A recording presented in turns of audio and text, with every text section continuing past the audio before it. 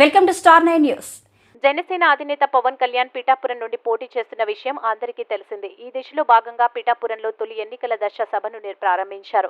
ఈ సందర్భంగా ఆయన మాట్లాడుతూ సినిమాలు ముఖ్యం కాదు, అలాగే రాజకీయం ముఖ్యం కాదు, ప్రజల శ్రేయస్సు కోరడమే నా ముఖ్య ఉద్దేశమని, ప్రతి అక్క చెల్లెమ్మలు, అన్నదమ్ములు, బడుగు బలహీన వర్గాల వారందరి కోసమే నేను మీ ముందుకు రావడం జరిగిందని ఆయన అన్నారు.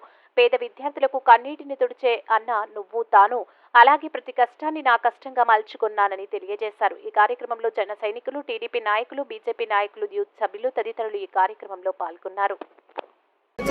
భవిష్యత్తులో నీ చేతులు పెడతాం. నువ్వు ఎంత చేయగలవు అందరికి కూడా ఎంతో ప్రేమగా ఉన్నా కానీ మనసులో ఒక మాట భావన ఉండొచ్చు.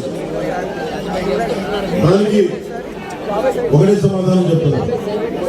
పిఠాపురం నేను ఇప్పుడు దాకా ఏ ఒక్క ఊరు కూడా నా స్వస్థలం చేసుకోలేదు. ఇది ఎందుకంటే మొత్తం సమాజం నా ప్రజలు అనుకున్నా, దేశం నా ప్రజలు అనుకున్నా, ఈ రాష్ట్రం అంతా నా ఊరు అనుకున్నాను, కానీ ప్రత్యేకించి ఒక్క ఊరిని నా స్వస్థలం అనుకోలేకపోయాను. శ్రీపాద శ్రీపాద పుట్టిన ఊరు పాదగయ అమ్మవారు వెలిసిన నేల ఇది. దక్షిణ కాశీగా పేరున్న నేల ఇది. అలాంటి ఆంధ్ర బాప్టిస్ట్ చర్చ్ అని చెప్పి 1905లో ఎస్టాబ్లిష్ అయిన